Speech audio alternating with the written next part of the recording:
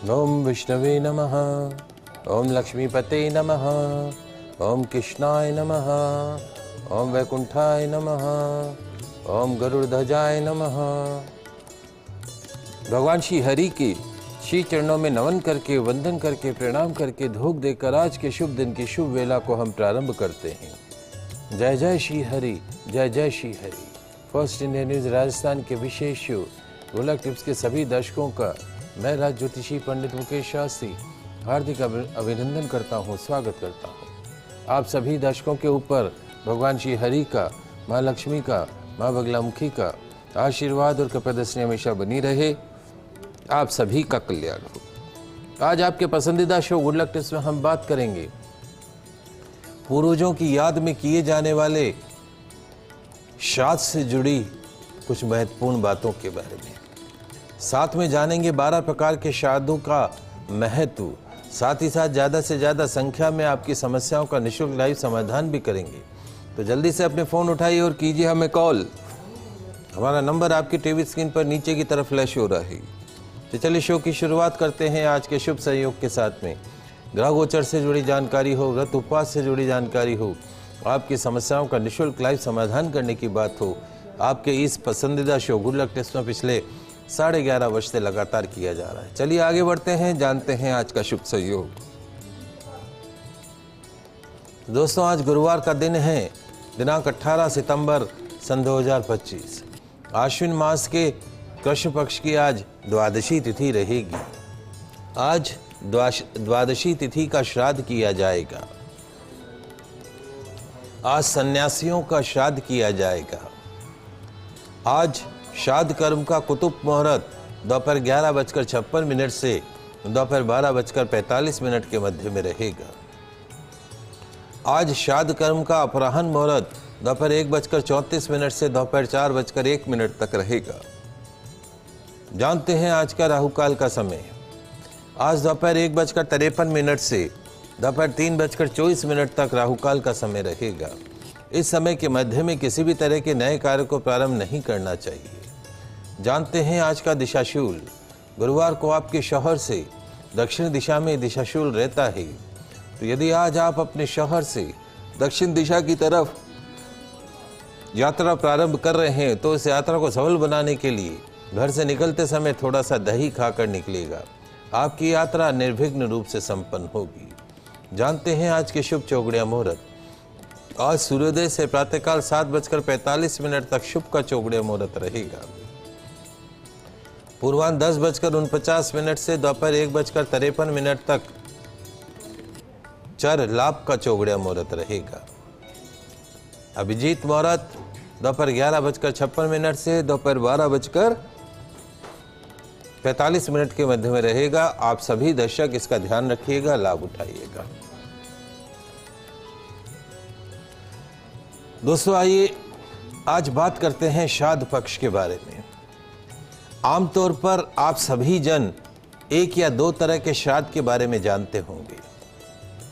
पितृपक्ष में किया जाने वाला श्राद्ध, किसी भी मांगलिक कार्य के पहले किया जाने वाला श्राद्ध, और अगर कुंडली में पितृदोष है तो उसे दूर करने के लिए किए जाने वाला श्राद्ध।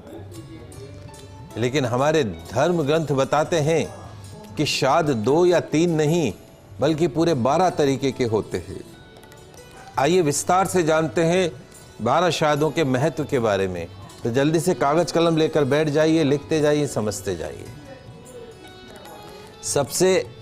सबसे पहला नित्य श्राद्ध।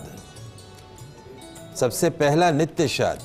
कोई भी व्यक्ति अन्न, जल, दूध, कुशा, पुष्प, फल से प्रतिदिन श्राद्ध करके अपने पितरों को प्रसन्न कर सकता है। इसे नित्य श्राद्ध कहा जाता है। दूसरा, नैमित्तिक श्राद्ध। यह श्राद्ध विशेष अवसर पर किया जाता है, जैसे पिता की मृत्यु तिथि के दिन। इसे एकोदिष्ट श्राद्ध भी कहा जाता है। इसमें विश्व देवा की पूजा नहीं की जाती है, केवल मात्र एक पिंडदान किया जाता है। इसे नैमित्तिक श्राद्ध कहा जाता है। तीसरा, काम्य श्राद्ध। काम्य श्राद्ध किसी कामना विशेष के लिए यह श्राद्ध किया जाता है। जैसे पुत्र, धन आदि की प्राप्ति आदि के लिए काम्य श्राद्ध किया जाता है। चौथा है वृद्धि श्राद्ध। वृद्धि श्राद्ध सौभाग्य में वृद्धि के लिए किया जाता है। पांचवा है सपिंडन श्राद्ध। सपिंडन श्राद्ध मृत व्यक्ति के 12वें दिन पितरों से मिलाने के लिए सपिंडन श्राद्ध किया जाता है। इसे अति आवश्यकता में महिला भी कर सकती है। अगला श्राद्ध जो है वो है पार्वन श्राद्ध। पार्वन श्राद्ध पिता, दादा, परदादा, सपत्नीक और दादी, परदादी, सपत्नीक के निमित्त किया जाता है। इसमें 2 विश्व देवा की पूजा की जाती है। 7वां श्राद्ध गोष्ठी श्राद्ध। गोष्ठी श्राद्ध यह परिवार के सभी लोगों के एकत्र होने के समय गोष्ठी श्राद्ध किया जाता है। अगला जो श्राद्ध है कर्मांग श्राद्ध। कर्मांग श्राद्ध किसी संस्कार के अवसर के ऊपर किया जाता है। उसका अगला जो श्राद्ध है वो है शुद्धियर्थ श्राद्ध। शुद्धियर्थ श्राद्ध शुद्धि हेतु जो श्राद्ध किया जाता है उसे शुद्धियर्थ श्राद्ध कहते हैं। इसमें ब्राह्मण भोज आवश्यक होता है। तीर्थ श्राद्ध। तीर्थ श्राद्ध किसी भी तीर्थ पे जाएं, वहां पर जो श्राद्ध कर्म किया जाता है उसे तीर्थ श्राद्ध कहा जाता है। यात्रार्थ श्राद्ध। यात्रार्थ श्राद्ध जब भी किसी यात्रा में जाएं, उससे पहले श्राद्ध कर्म किया जाता है जिससे कि यात्रा सफल पूर्वक, निर्विघ्न पूर्वक पूर्ण हो, उसे यात्रार्थ श्राद्ध किया जाता है। पुष्टियर्थ श्राद्ध। पुष्टियर्थ श्राद्ध ये क्या होता है? शरीर के स्वास्थ्य, सुख, समृद्धि के लिए त्रयोदशी तिथि, मघा नक्षत्र, वर्षा ऋतु, आश्विन मास का कृष्ण पक्ष इस श्राद्ध के लिए सबसे उत्तम माना गया है। तो ये छोटे छोटे से पॉइंट है। आशा है आप सभी के लिए ज्ञानवर्धन के लिए उत्तम रहे होंगे। आगे कुछ कॉलर है हमारे साथ। ठाकुर जी जुड़े हुए हैं चूरू से। प्रश्न पूछिए। राधे राधे। राधे राधे। और मैं ठाकुर सिंह बोल रहा हूँ। और मैं अपने बेटे और बेटी की भूल कर आपको पूछा था पुत्र को योग है नहीं, तो आज दोनों की कुंडली के बारे में बताता हूँ। तो मेरी लड़की की कुंडली है 3 जून 1978। 3 जून 1978। 78। और प्रश्न और ये समय है रात को 2:30। तो 2 की रात है और 3 की सुबह है। नहीं, 3 की रात को। 4 की सुबह। हाँ। 4 जून 1978 सुबह 2:30। हाँ, और मेरे लड़के की बहू का है 7 मई 1979। 7 मई 1979 है और जन्म समय है सुबह का 7:30। जन्म स्थान पुत्रवती का पिलानी है और उसका है रत्नगढ़ लड़के का। तो इन दोनों के आपने का मिलाने से पता चलेगा कि पुत्र योग है या नहीं है। तो इसका बताएं और इसका कोई उपाय बताएं। जैसे 47 जो आयु हो रही है। देखिए, जहाँ तक आपकी जब बच्चे की बालक की जन्म कुंडली का सवाल है, उसमें संतान घर का जो स्वामी है वो चंद्रमा है। संतान घर का स्वामी अगर चंद्रमा हो, चंद्रमा स्त्री कारक ग्रह है, इसलिए कन्या संतान की अधिकता करवाता है। आपके पुत्र की कुंडली के अंदर ये एक समस्या है। क्या संतान घर का स्वामी जो है चंद्रमा है, और चंद्रमा जब हो जाता है तो वो कन्या संतान की अधिकता करवाता है। और दूसरा, इन दोनों पति पत्नी की जन्म कुंडली में भारी कालसर्प दोष है, ये सर्प दोष। और तीसरा, आपके पुत्र के जन्म की कुंडली के अंदर मंगल शनि का एक कॉम्बिनेशन है। 6ठे भाव में मंगल और शनि दोनों साथ बैठे हैं। मंगल शनि जब साथ बैठ जाते हैं तो ऐसे जातकों के जीवन में कुछ ना कुछ कमी रहती है। तो योग्य आचार्य के निर्देशन में अपने पुत्र की शनि मंगल की शांति करवाइए। खेजड़ी के पेड़ के नीचे या खेजड़ी के पेड़ के दंड के समक्ष उज्जैन जाकर दोनों के पितृदोष की शांति करवाइए। मेरे हिसाब से अभी दोनों की वर्तमान में गुरु की महादशा है, पुत्र योग है।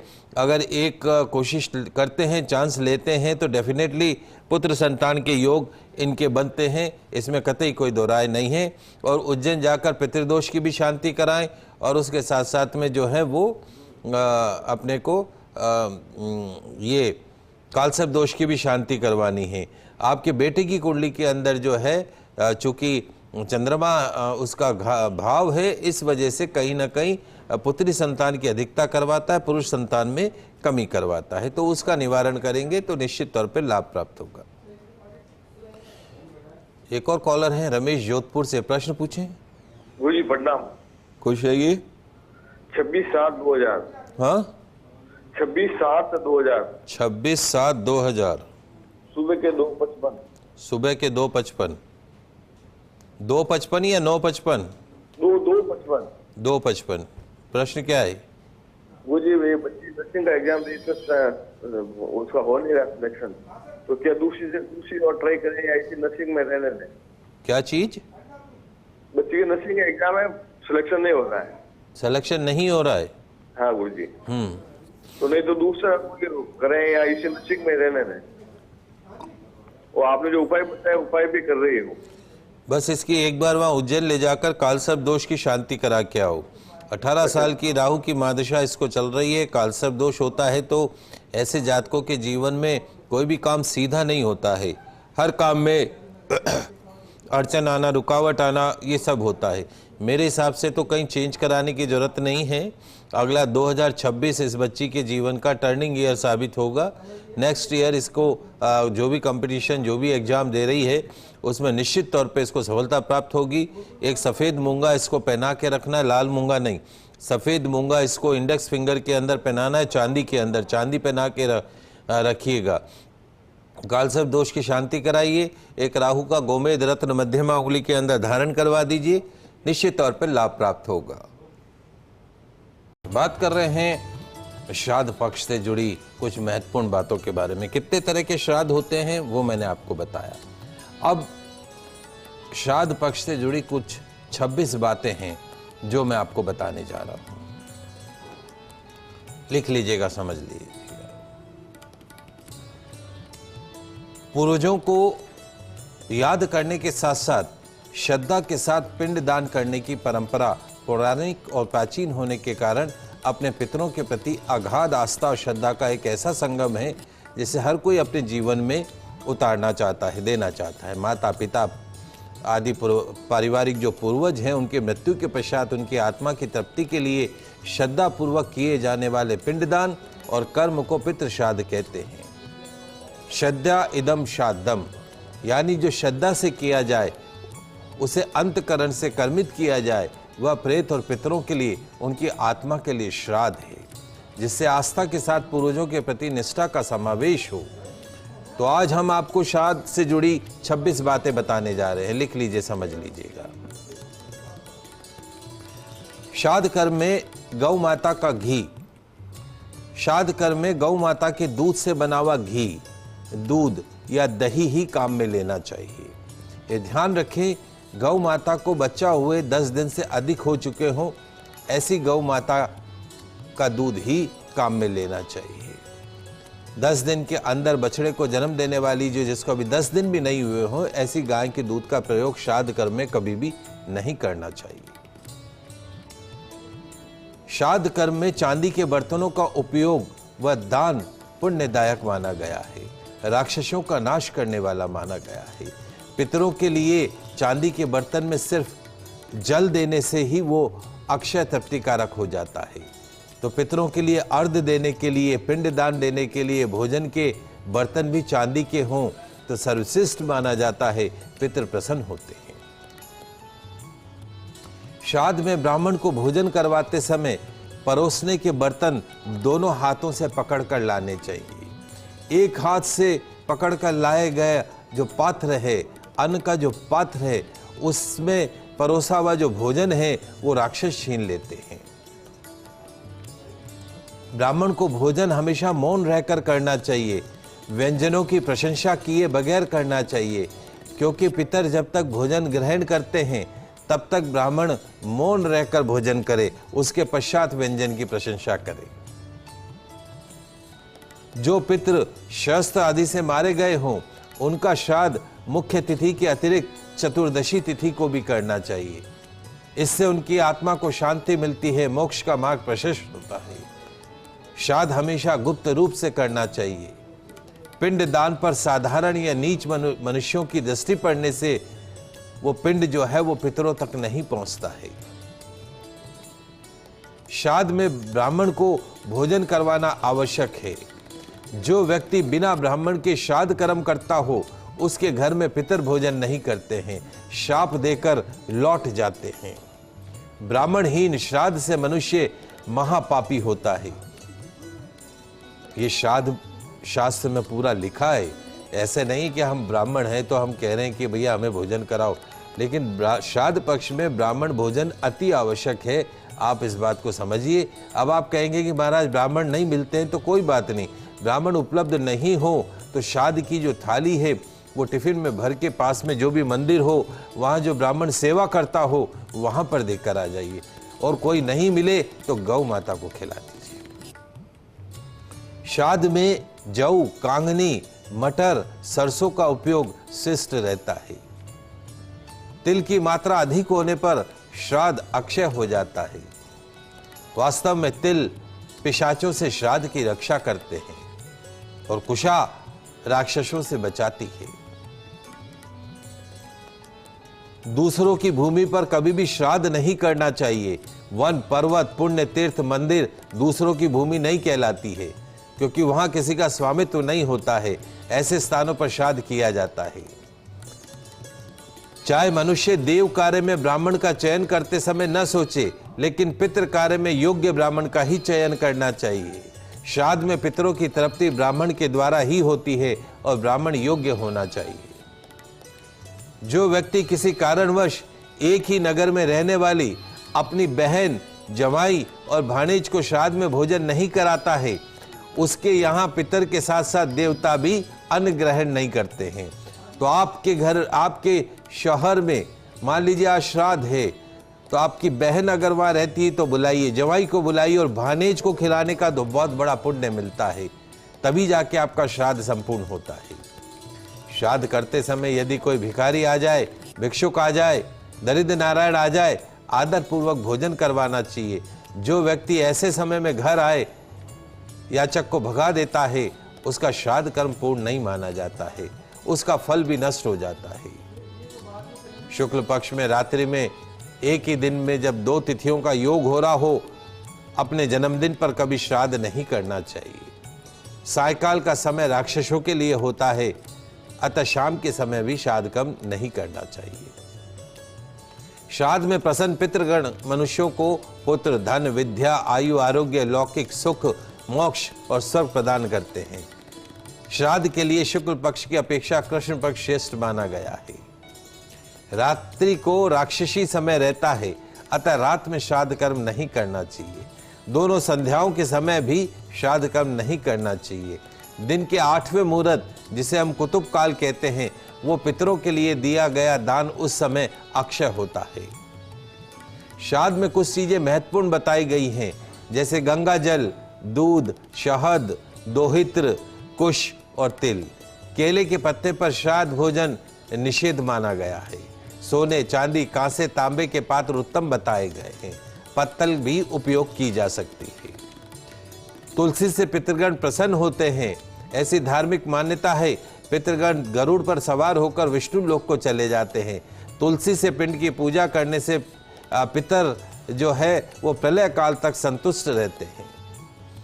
रेशमी कंबल, ऊन, लकड़ी, तर्पण, कुश आदि के आसन श्रेष्ठ माने गए हैं।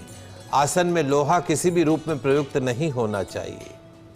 चना, मसूर, उड़द, कुल्थी, सत्तू, मूली, काला जीरा, कचनार, खीरा, काला उड़द, काला नमक, लौकी, बड़ी सरसों, काले सरसों की पत्ती, बासी, अपवित्र फल या अन्न श्राद्ध में निषेध माने गए हैं।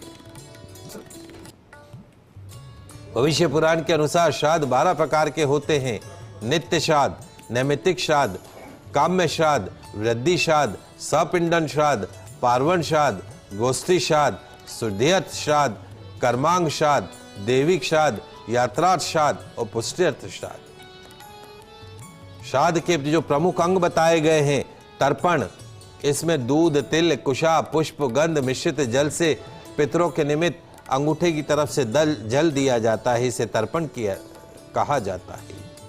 भोजन व पिंडदान, पितरों के निमित्त ब्राह्मण को भोजन दिया जाता है। श्राद्ध करते समय चावल या जौ के पिंडदान भी किए जाते हैं। वस्त्रदान, वस्त्रदान देना श्राद्ध का मुख्य एक लक्ष्य भी माना जाता है। दक्षिणादान, यज्ञ की पत्नी कौन है? दक्षिणा किसका नाम है? यज्ञ की जो पत्नी है वो दक्षिणा है। जब तक भोजन कराकर वस्त्र और दक्षिणा नहीं दी जाती है उसका फल प्राप्त नहीं होता है।